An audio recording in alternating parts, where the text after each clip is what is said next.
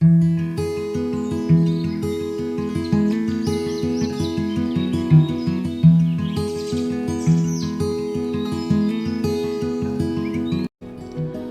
laom, mayong buntag kaninyong tanan ug malipayong pagpangandam.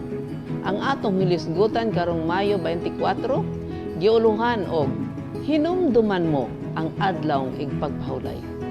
Ang atong teksto makita sa Exodus 28 taman sa 11. Nagaingon, hinumduman mo ang adlaw nga igpapahulay. Aron sa pagbalaan niini, sa unom ka adlaw magbuhat ka. Ug buhaton mo ang tanan nga imong buluhaton. Apan ang adlaw nga ikapito, may usa ka adlaw nga igpapahulay alang kang Jehova nga imong Dios. Niining adlaw, dili ka magbuhat.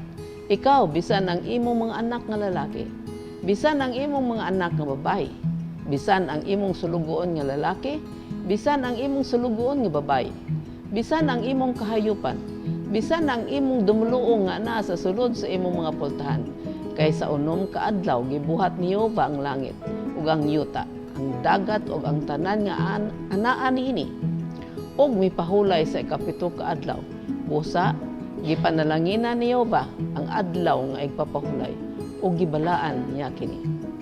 Kapag laom, ang ikaupat nga kasuguan tin-aw kaayo. Dili kita magbuhat sa atong kaugalingong buluhaton sa adlaw nga igpapahulay. Gihatagan kita sa Dios ug unom ka adlaw sa pagbuhat, apan iyang gigahin ang ikapito alang kaniya ug siya magahatag og panalangin ni adtong nagabalaan niini. Sa ikaunom ka adlaw, ang tanang kinahanglanon iandam na daan para sa igpapahulay nga paghimuon. Ang tanang palaliton kinahanglan paghimuon ug ang tanan natong lutuon paghimuon sa Biyernes. Ang pagpaligo human na daan, ang sapatos hinlo ug napaitom na ug ang mga bisti na andam na. Ang mga masakiton nagkinahanglan og pagtagad sa panahon sa igpapahulay. Ug kung unsay kinahanglang buhaton alang sa ilang kahupayan, kini usa ka buhat sa kaluoy ug dili kalapasan sa suko. Apan wala sa atong kaugalingong buluhaton ang muilog sa balaan nga panahon. Ang Domingo sa kinatibukan mao'y adlaw sa bangkete o paglingaw-lingaw. Apan ang Dios buot nga ang iyang katawhan maghahatag sa katawhan sa mas hataas, mas balaan nga paning-ingnan sa kalibutan. Sa adlaw igpapahulay kinahanglan adunay solemne nga dedikasyon sa pamilya ngadto sa Dios. Kitang tanan magiusa aron sa pagpasidungog sa Dios sa iyang adlaw nga balaan. Kung kita magapadulong ngadto sa langit, ang kalibutan magalisod-lisod batok kanato. Ang kalibutanong kagamhanan manghilabot kanato. Atong mahibalag ang mga kagul-anan. Magasamad sa atong mga espiritu, mahait nga sinultian, pagtamay o paglutos. Ang katawhan magkinahanglan nga kita musunod sa balaod o kostumbre nga magapakita sa atong pagkadili matinud-anon sa Dios. Niining panahon na makitaan sa mga tao sa Dios nga ang krus mao'y dalan paadto sa kinabuhi. Apan ang igpapahulay sa ikaupat nga sugo sagrado. Sumala sa matuod nga gipakita sa ikatulo nga mensahe sa manulunda nga timaan tali sa Dios ug sa iyang katawhan. Kinahanglan nga kita magbantay sa matag pulong ug matag buhat nga nagapakita nga atong mapasidunggan ang Dios.